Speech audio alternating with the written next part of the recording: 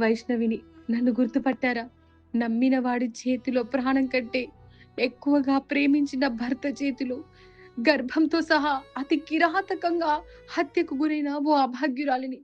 ఈ సమాజంలో ఆడపిల్లగా పుట్టడమే నేను చేసిన తప్ప? ఒక మృగాన్ని నమ్మడమే నా నేరమా? ఏది ఏమైనా ఇక నా కథ ముగిసిపోయింది. కానీ నా చావు మరో ఆడపిల్ల జీవితానికి హెచ్చరిక కావాలి. అమ్మాయిలు జాగ్రత్త. ప్రేమ పేరుతో దగ్గరై పెళ్లి అనే బంధంతో మనల్ని నరక బందీలను చేసి మనల్ని మట్టిలో కలిపే మృగాలు మన మధ్య తిరుగుతున్నాయి. నా జీవితంలోకి హరిబాబు అలాగే వచ్చాడు.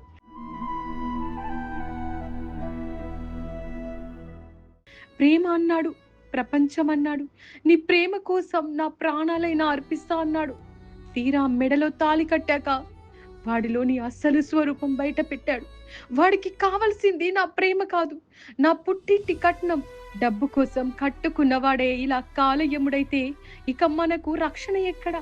అందుకే బయట కానీ సోషల్ మీడియాలో కానీ ప్రేమ పేరుతో ఆశ చూపే ప్రతి ఒక్కరిని గుడ్డిగా నమ్మకండి. అందమైన మాటల వెనుక ఆకలి ఉన్న తోడేళ్లు ఉంటాయి. కట్నం కోసం కాటు వేసే భర్తలు, ధనదాహంతో ఆడపిల్లల ఆయుష్ తీసే నీచులు మీ చుట్టే ఉంటారు. వాళ్ళను గుర్తించండి. ఆలస్యమైతే నాలాగే మీరు కూడా మట్టిలో కలిసిపోతారు.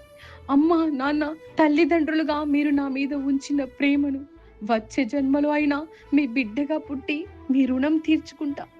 అన్నయ్యలు, మీ పంచ ప్రాణాలన్నీ నా మీదే పెట్టుకున్నారు. మరో జన్మంటూ ఉంటే మళ్ళీ మీకు చెల్లెలిగా పుట్టి అన్నయ్యల రుణం తీర్చుకుంటా.